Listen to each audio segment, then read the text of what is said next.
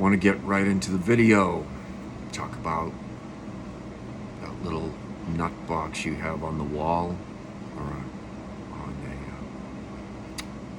it's on a console.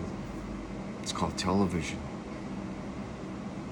And for the people like me who were born pre-1982, television, did you know, used to be absolutely free. Oh, yes, it was. I knew this guy on a job I was working a couple years back. He loved hockey like I do. I used to play hockey, that's another story. And he used to pay almost $200 extra a month just to watch all the hockey games. Are you insane? Television should still be free because you're being programmed, my friends. Do you know any history about television? Well, I'm here to tell you. I used to think it was the 50s they started television, but no. It started in 1948, I believe. They give you a little happiness after sacrificing your limbs, your life in World War II, which ended in 1945. They gave you a television for every household. Isn't that nice? Isn't that keeping up with the Joneses? Television, if you had any sense, what you'd do now is get a cheap baseball bat and bash it in and never look back. I actually know people that don't have a television. I salute you, my brothers and sisters, that don't. And you know why? It takes up a lot of your time. Television, although there are a lot of good programs, you know, when they use that word, when they first used that word, something went off in my head. I said, man, what are they talking about? Exactly. What are they talking about? You're being programmed. And when I was a kid, they would send out this signal, and they said it was from the Civil Defense Fund or League or something. It would go eeeeee, and I'd cover my ears. It would almost give me a headache, and they played it over and over.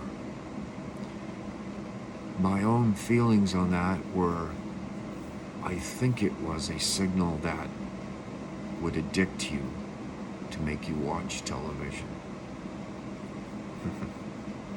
And there's also a lot of radiation that comes from the television screen, probably from the screen of this iPhone I'm talking to.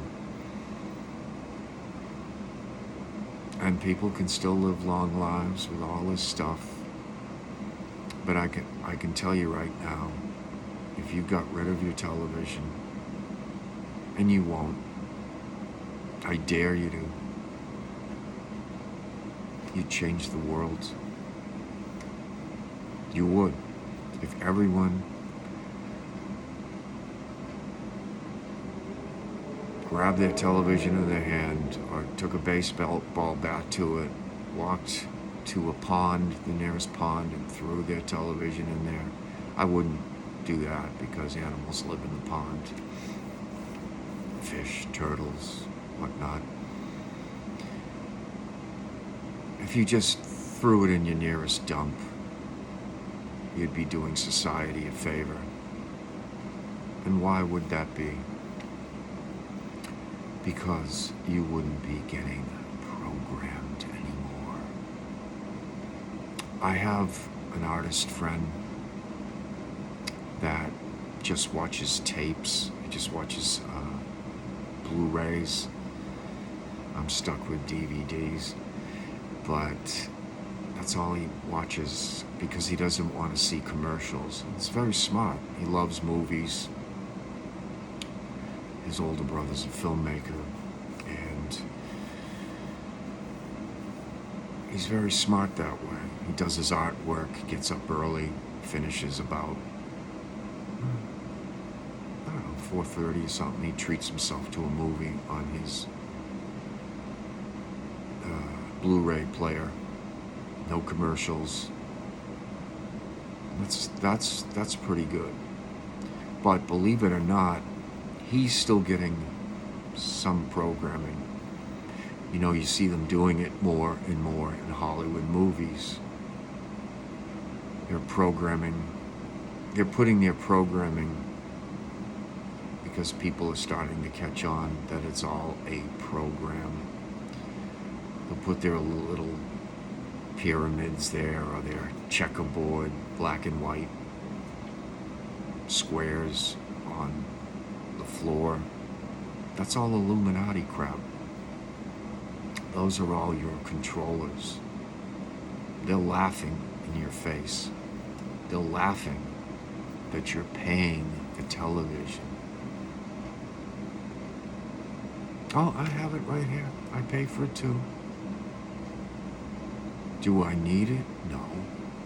Do I watch it? Yes. Do I want to hear medication commercials that seem to go on for 10 minutes every time they take a commercial break? No. Do I turn the sound off? Yes. You should too. If you did, you probably wouldn't be taking medication, because the government told you to take it, didn't they?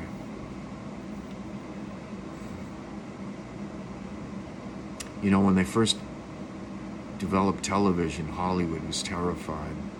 That's why they made these big costume $1 million epics, which $1 million in the early 50s was probably like $1 billion today. They make these Roman costume epics like The Robe and Demetrius and the Gladiators and Spartacus. And, well, Spartacus was 1960, but all these epic movies like The Vikings. God, there's so many great movies in the 50s. My favorite era of movies. Getting to television.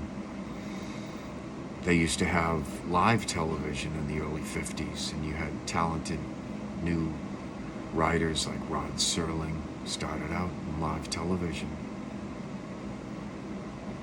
James Dean was in one of his early productions. I think it was called A Long Time Till Dawn. Check it out.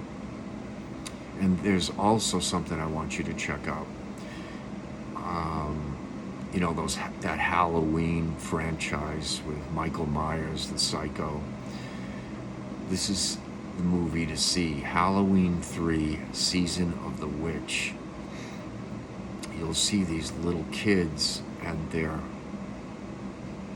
the television actually programs them, and they're like, they're staring at the screen, mesmerized, like my little niece was when she was like 2 or 3 years old. She'd just sit there watching Dora the Explorer. Most of us are innocent until we really find out what's going on. Television is a trip. Has it made any of our lives better? Only for entertainment. And we can like make impressions of it. And did you see this show? Or did you watch that program last night? Or did you see that movie? Oh, we've seen lots of programs, lots of movies. You know, I'm a real smash at parties. Just like when a conversation gets on, people are asking each other, you know, where did you go to school? I'll say something real neat like, where did you get your programming? And they'll give me like, what? Real crazy look. But that's exactly what it is. Where did you get your programming? Don't be programmed. get rid of your television now and watch how much your life improves.